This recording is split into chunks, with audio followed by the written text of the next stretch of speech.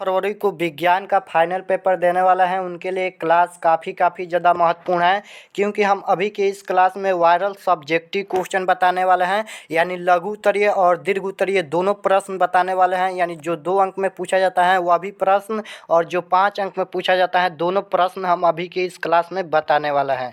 तो आप लोग से रिक्वेस्ट है कि इस क्लास को अंत तक कीजिएगा, काफ़ी इंपॉर्टेंट क्लास है। तो चलिए बिना देर के क्लास को स्टार्ट करते हैं और उम्मीद करता हूँ कि आप लोग का मैथ का एग्जाम एकदम शानदार गया होगा। जो स्टूडेंट हमारा कल का शाम का 400 वाला प्रश्न का क्लास किए होंगे 50 में 50 मैथ में ऑब्जेक्टिव सही करके आएंगे होंगे। तो चलिए बिना देर के क्लास को स्टार्ट करते हैं। पहला नंबर क्वेश्चन पूछा गया है, प्रकाश का अपवर्तन परावर्तन क्या है, इसके नियमों को लिखे। प्रकाश का अपवर्तन परावर्तन क्या है, इसके नियमों को लिखे। थोड़ा सा हम स्पीड में चलेंगे क्योंकि दीर्घ उत्तरीय प्रश्न भी देखना है और ऑब्जेक्टिव क्वेश्चन क्लास खत्म होने के बाद ऑब्जेक्टिव का भी क्लास कराना है, तो थोड़ा सा हम स्पीड में चलेंगे। तो प्रकाश का अपवर्तन परावर्तन क्या है, इसके नियमों को लिखे। तो इसका नियम है, यहाँ पर सबसे पहले प्रकाश का अपवर्तन परावर्तन क्या है, तो प्रकाश किरण जब एक पारदर्शी माध्यम में दूसरे पारदर्शी माध्यम में तिरछी प्रवेश करती हैं तो दोनों माध्यमों को अलग करने वाली सतह पर किरण मुड़ जाती हैं।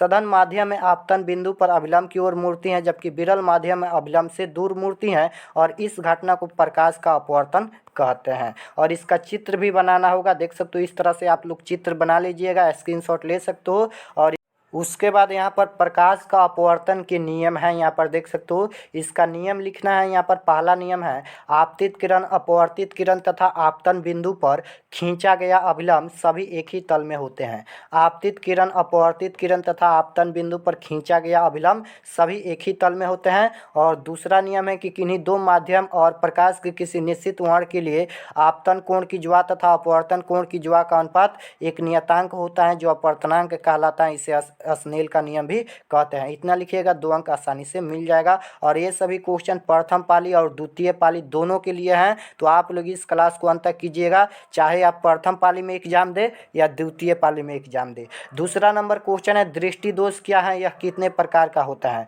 तो इसका उत्तर है, जब किसी वस्तु का प्रतिबिंब आँख की रेटिना पर स्पष्ट रूप से नहीं बनता है तो इस दोष को दृष्टि दोष कहते हैं। दृष्टि दोष मुख्यतः 3 प्रकार के होते हैं। इसका उत्तर यही है। नेक्स्ट क्वेश्चन है, अगर ये सभी क्वेश्चन का पीडीएफ लेना चाहते हो तो व्हाट्सएप ग्रुप में जुड़ जाइएगा, आप लोग को नंबर मिल जाएगा क्लास खत्म होने के बाद, यानी क्लास का लास्ट में आप लोग का ग्रुप का नंबर मिल जाएगा। अगर इसका पीडीएफ लेना चाहते हो तो बिल्कुल फ्री में दिया जाएगा, बस ग्रुप में जुड़ जाइए। 3 नंबर क्वेश्चन पूछा गया है, नेत्र की संयम क्षमता से आप क्या अभिप्राय है। तो इसका उत्तर है, नेत्र लेंस की वह क्षमता जिसके कारण वह अपनी फोकस दूरी समायोजित कर लेता है, संयम क्षमता कहलाती है। इसी के कारण नेत्र अल्पतम दूरी और दूर बिंदु को नियोजित कर पाता है। समान अवस्था में नेत्र की संयम क्षमता 4 डायोप्टर होती है। नेक्स्ट क्वेश्चन है, तारे क्यों टिमटिमाते हैं। तारे क्यों टिमटिमाते हैं, तो इसका उत्तर है, हवा की विभिन्न परतों में तापमान अलग अलग होता है, इस कारण उसका घनत्व भी कम होता है, इसलिए तारों से आता प्रकाश इन वायु परतों में विभिन्न मात्रा में अपवर्तित होता रहता है, अतः इस कारण तारे हमारे नेत्रों में टिमटिमाते प्रतीत होते हैं। नेक्स्ट क्वेश्चन है, उत्तल लेंस को अभिसारी लेंस कहते हैं क्यों। ऑब्जेक्टिव क्वेश्चन में भी पूछ सकता है कि उत्तल लेंस को, किस लेंस को अभिसारी लेंस कहा जाता है, तो उत्तल लेंस को। तो इसका उत्तर है कि उत्तल लेंस पर जब प्रकाश की समांतर किरणें आपतित होती हैं तो लेंस से अपवर्तन के बाद समांतर किरणें एक बिंदु पर मिलती हैं। इससे स्पष्ट होता है कि उत्तल लेंस समांतर किरणों को, यहाँ पर किरणें हैं, किरणों को अभिसारी करता है। इस गुण के कारण इसे अभिसारी लेंस कहते हैं। नेक्स्ट क्वेश्चन है, विद्युत धारा के चुंबकीय प्रभाव, विद्युत धारा के चुंबकीय प्रभाव से संबंधित दक्षिण हस्त अंगूठा को नियम को लिखे। तो इसका उत्तर है, यदि धारावाही तार को दाएं हाथ की मुट्ठी में इस प्रकार पकड़ा जाए कि अंगूठा धारा की दिशा की ओर संकेत करता है तो हाथ की अन्य अंगुलियां चुंबकीय क्षेत्र की दिशा व्यक्त करेगी। नेक्स्ट क्वेश्चन है, सरल सूक्ष्मदर्शी क्या है, किरण आलेख खींचे। तो इसका उत्तर है कि सरल सूक्ष्मदर्शी वह युक्त पदार्थ है, वह युक्त है जिससे छोटे बिंब का वर्धित प्रतिबिंब प्राप्त किया जाता है। सरल सूक्ष्मदर्शी के रूप में एक उत्तल लेंस का उपयोग किया जाता है। और इसका चित्र भी कुछ इस प्रकार है, बना लीजिएगा चित्र, क्योंकि चित्र ज़्यादा महत्वपूर्ण होता है। और उसके बाद नेक्स्ट क्वेश्चन है, प्रिज्म से होकर प्रकाश के अपवर्तन का किरण आलेख खींचे। प्रिज्म से होकर प्रकाश के अपवर्तन की किरण का आलेख खींचे तो इसका किरण कुछ इस प्रकार है, स्क्रीनशॉट ले लीजिए, बना लीजिएगा, इस तरह से इसका चित्र बनेगा। और उसके बाद नेक्स्ट क्वेश्चन है यहाँ पर कि हम वाहनों के साइड मिरर के रूप में उत्तल दर्पण का उपयोग क्यों करते हैं। तो इसका उत्तर है उत्तल दर्पण का उपयोग सामान्य वाहनों के साइड मिरर के रूप में होता है। इसमें ड्राइवर अपने पीछे के वाहनों को देख सकते हैं जिससे वह सुरक्षित रूप से वाहन चला सके। उत्तल दर्पण को इसलिए भी प्राथमिकता देते हैं क्योंकि यह सदैव सीधा प्रतिबिंब बनाते हैं, लेकिन वह छोटा होता है, इसका दृष्टि क्षेत्र भी बहुत। 10 नंबर क्वेश्चन है, एक गोलीय दर्पण की वक्रता त्रिज्या 20 सेंटीमीटर है, इसकी फोकस दूरी क्या होगी। तो इसका सूत्र होता है F बराबर R/2। फोकस दूरी का सूत्र F बराबर R/2। यहाँ पर R के जगह पर 20 दिया है तो 20 हो जाएगा बटा 2 10 हो जाएगा। तो इसका बिल्कुल राइट आंसर क्या हो जाएगा 10 सेंटीमीटर। चलिए नेक्स्ट क्वेश्चन है, प्रतिरोध क्या है, इसका मान एंड मात्रा की लिखे। तो इसका उत्तर है किसी धारावाही तार में आवेश के प्रवाह में जो रुकावट आती है उसे प्रतिरोध कहते हैं और इसका SI मात्रक ओम होता है, याद रखिएगा। नेक्स्ट क्वेश्चन है 12 नंबर, विद्युत धारा को परिभाषित कर इसका मान एंड मात्रा की लिखे। तो इसका उत्तर है इकाई समय में आवेश के प्रवाह विद्युत धारा कहलाती है। विद्युत धारा बराबर होता है आवेश बट्टा समय, इसका SI मात्रक एम्पियर होता है। नेक्स्ट क्वेश्चन है, उत्तल लेंस एंड अवतल लेंस में अंतर लिखे। स्क्रीनशॉट ले लीजिए, यहाँ पर कुछ इस प्रकार इसका अंतर है, यहाँ पर हम पढ़ेंगे तो ज़्यादा समय लगेगा। नेक्स्ट क्वेश्चन है 14 नंबर, किसी कार का अग्रदीप यानी हेडलाइट किस दर्पण का उपयोग होता है। तो इसका उत्तर है किसी कार का अग्रदीप में अवतल दर्पण का बना होता है। वाहनों के अग्रदीप में प्रकाश का शक्तिशाली समांतर किरण पुंज प्राप्त करने के लिए अवतल दर्पण का प्रयोग किया जाता है। नेक्स्ट क्वेश्चन है 15 नंबर, आप लोग चिंता ना करें, इसी में से आप लोग का क्वेश्चन आएगा 100%। ये सभी गेस क्वेश्चन है, इसी में से आप लोग का एग्जाम में क्वेश्चन आएगा। 15 नंबर क्वेश्चन है, किसी विद्युत परिपथ में लघुपतन कब होता है अथवा लघुपतन क्या है। तो इसका उत्तर है यहाँ पर किसी विद्युत यंत्र में जब धारा कम प्रतिरोध से होकर प्रवाहित होती जाती है उसे लघुपतन कहते हैं। इस स्थिति में किसी परिपथ में विद्युत धारा अचानक बहुत अधिक हो जाता है, तब परिपथ में विद्युत तार उदासीन तार के संपर्क में आ जाती हैं। यहाँ पर आप लोग स्क्रीनशॉट ले सकते हो, हम पढ़ेंगे तो ज़्यादा समय लगेगा क्योंकि अभी तो आप लोग का ऑब्जेक्टिव का भी क्लास कराना है। इसका उत्तर है यहाँ पर 16 नंबर क्वेश्चन है, कोई दो बल रेखाएं आपस में एक दूसरे को क्यों नहीं काटती हैं। तो इसका उत्तर है कोई दो बल रेखाएं एक दूसरे को नहीं काटती हैं, यदि वह काटे तो इसका तापतय होगा कि कटान बिंदु से ऊपरी ध्रुव पर लगा परिणामी बल दो दिशाओं में होगा जो एक असंभव है। नेक्स्ट क्वेश्चन है, ओम के नियम को लिखे। तो इसका उत्तर है अचर ताप पर किसी चालक के प्रवाहित धारा I चालक के सिरों के बीच के विभवांतर V के अनुक्रमानुपाती होता है, इसे भी ओम के नियम कहते हैं। नेक्स्ट क्वेश्चन है, विद्युत मोटर का सिद्धांत क्या है। तो इसका उत्तर है जब किसी कुंडली को चुंबकीय क्षेत्र में रखकर उसमें धारा प्रवाहित की जाती है तो कुंडली पर एक बल युग्म कार्य करने लगता है जो कुंडली को उसके अक्ष पर घुमाने का कार्य करता है। नेक्स्ट क्वेश्चन है, चालक का प्रतिरोध किन बातों पर निर्भर करता है। आप सभी स्क्रीनशॉट ले सकते हो, पढ़ लीजिएगा। नेक्स्ट क्वेश्चन है, दो चुंबकीय क्षेत्र रेखाएं एक दूसरे को प्रतिच्छेद क्यों नहीं करती हैं। स्क्रीनशॉट ले सकते हो यहाँ पर। उसके बाद नेक्स्ट क्वेश्चन है, विद्युत बल्ब में निष्क्रिय गैस क्यों भरी जाती है। तो इसका उत्तर है निष्क्रिय गैस भरने से इसका टंगस्टन तंतु नहीं जलता है, नाइट्रोजन आर्गन इत्यादि निष्क्रिय गैस है। निष्क्रिय गैस में तंतु का वाष्पीकरण नहीं हो पाता है, अतः बल्ब की जीवन क्षमता बढ़ जाती है। उसके बाद नेक्स्ट क्वेश्चन है, ऐसे दो ऊर्जा स्रोत के नाम लिखिए जिन्हें आप नवीकरणीय मानते हैं। तो इसका उत्तर है वायु, पवन और सागर नवीकरणीय ऊर्जा स्रोत है। इनका प्रयोग तब किया जा सकता है जब एक सौर परिवार की परिस्थितियां समान बनी रहेगी। उसके बाद नेक्स्ट क्वेश्चन है, जब लोहे की कील को कॉपर सल्फेट के विलयन में डुबाया जाता है तो क्या होता है। स्क्रीनशॉट ले सकते हो यहाँ पर। रंग क्यों बदल जाता है, विलयन का रंग क्यों बदल जाता है, स्क्रीनशॉट ले सकते हो।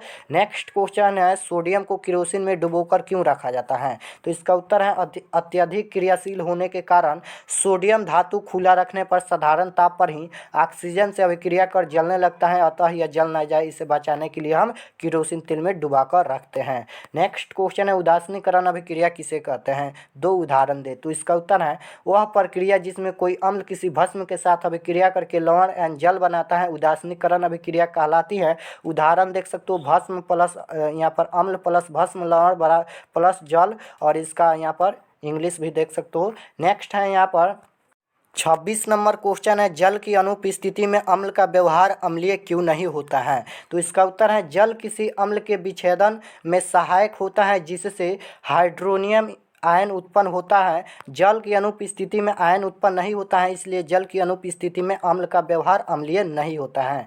नेक्स्ट क्वेश्चन है, विरंजक चूर्ण किस प्रकार तैयार किया जाता है? तो इसका उत्तर है कि विरंजक चूर्ण का निर्माण शुष्क बूझे हुए चूने पर क्लोरीन की क्रिया से होती है। और उसके बाद यहाँ पर है कि बड़ी मात्रा में इसके निर्माण के लिए विशेष टावर में हापर से शुष्क बूझा हुआ चूना डाला जाता है। नीचे से क्लोरीन गैस तथा गर्म वायु प्रवाहित करते हैं। क्लोरीन ऊपर तक पहुँचते पहुँचते पूर्णतः अवशोषित हो जाती हैं और बूझा हुआ चूना विरंजक चूर्ण में बदल जाता है। नेक्स्ट क्वेश्चन है, आयनिक यौगिक का गलनांक ऊंच क्यों होता है? तो इसका उत्तर है, ऊंच क्यों होता है, यानी इसका उत्तर है कि अंतर आयनिक आकर्षण के कारण आयनिक यौगिक का गलनांक ऊंच होता है। नेक्स्ट क्वेश्चन है, अयस्क और खनिज में क्या अंतर है? स्क्रीनशॉट ले लीजिए। नेक्स्ट क्वेश्चन है, मिश्र धातु किसे कहते हैं? मिश्र धातु किसे कहते हैं? स्क्रीनशॉट ले सकते हो। नेक्स्ट क्वेश्चन है, क्या होता है जब धातुएं जल के साथ अभिक्रिया करती हैं? तो इसका उत्तर है, धातुएं क्रियाशील श्रेणी में H से ऊपर यानी जल के साथ अभिक्रिया करके हाइड्रोजन गैस मुक्त करती हैं। कुछ धातु ठंडे जल के साथ अभिक्रिया तो कुछ धातु भाप के साथ भी अभिक्रिया करती हैं। नेक्स्ट क्वेश्चन है, उभयधर्मी ऑक्साइड क्या होते हैं? दो उभयधर्मी ऑक्साइडों का उदाहरण दे अथवा उभयधर्मी ऑक्साइड का एक उदाहरण लिखे। तो इसका उत्तर है, जो धातु ऑक्साइड अम्लीय और क्षारीय दोनों प्रकार के व्यवहार प्रकट करते हैं उन्हें उभयधर्मी ऑक्साइड कहते हैं। उदाहरण के तौर पर यहाँ पर aluminium oxide, zinc oxide. Next question है, लोहे को जंग से बचाने के लिए दो तरीके लिखे। स्क्रीनशॉट ले लीजिए। यहाँ पर दो तरीका है, पहला यह है, दूसरा यह है। स्क्रीनशॉट ले लीजिए। नेक्स्ट क्वेश्चन है, और इसे जरूर से जरूर 2 से 3 बार पढ़कर एग्जाम देने जाइएगा, क्योंकि ये सभी क्वेश्चन काफ़ी महत्वपूर्ण है और 100% गारंटी है कि इसी में से आप लोग का प्रथम पाली हो या द्वितीय पाली, दोनों के लिए क्वेश्चन है। दोनों में से दोनों को पाली में यही सब क्वेश्चन पूछा जाएगा। यहाँ पर 34 नंबर क्वेश्चन है, समजातीय श्रेणी क्या है? सुधारण बताएं अथवा अल्कोहल ग्रुप के 3 सदस्यों को उनके बढ़ते हुए कार्बन परमाणु के क्रम में सजाकर उनका अणु सूत्र एवं संरचना सूत्र लिखे। स्क्रीनशॉट ले लीजिए। उसके बाद नेक्स्ट क्वेश्चन है, मेंडलीव की आवर्त सारणी की विसंगतियों को लिखे। इसका उत्तर देख सकते हो। इसका उत्तर है H यानी हाइड्रोजन का स्थान नियत नहीं है, और दूसरा है कि समस्थानिक का स्थान नियत नहीं है। तीसरा है, कम परमाणु भार वाले तत्व के बाद अधिक परमाणु भार वाले तत्व को रखा गया है। नेक्स्ट क्वेश्चन है, बायोलॉजी का क्वेश्चन आ गया, पौधे हरे क्यों होते हैं? इसका उत्तर है, क्लोरोफिल मॉडल के कारण पौधे हरे होते हैं। नेक्स्ट क्वेश्चन है, हरे पौधे को उत्पादक क्यों कहते हैं? तो इसका उत्तर है, पौधे कार्बन डाइऑक्साइड तथा जल, सूर्य के प्रकाश तथा हरित लौ की सहायता से अपने तथा जीव जगत के दूसरे जीवों के लिए भोज्य पदार्थ का निर्माण करते हैं, इसलिए उन्हें उत्पादक कहा जाता है। नेक्स्ट क्वेश्चन है, पौधे में जल, यहाँ पर जलन लिखा गया है, जल यहाँ पर जल होगा। पौधों में जल खनिज लवणों के संवहन के लिए कौन सा ऊतक उत्तरदायी होते हैं, अथवा पौधों में जल का परिवहन किस ऊतक से होता है? तो इसका उत्तर कुछ इस प्रकार है कि पौधे में जाइलम से जल एंड फ्लोएम से खनिज लवणों का संवहन होता है। प्रसरणी दाब का संवहन में महत्वपूर्ण होती हैं, और काफ़ी ऊंचे पौधे में रसारोहण प्रक्रम द्वारा जल का परिवहन होता है। नेक्स्ट क्वेश्चन है, उत्सर्जन की परिभाषा लिखिए। इसका उत्तर है, शरीर के उपचारिक क्रियाओं के परिणाम स्वरूप उत्पन्न हानिकारक नाइट्रोजन युक्त अपशिष्ट पदार्थ को शरीर से बाहर निकालने की क्रिया को उत्सर्जन कहते हैं।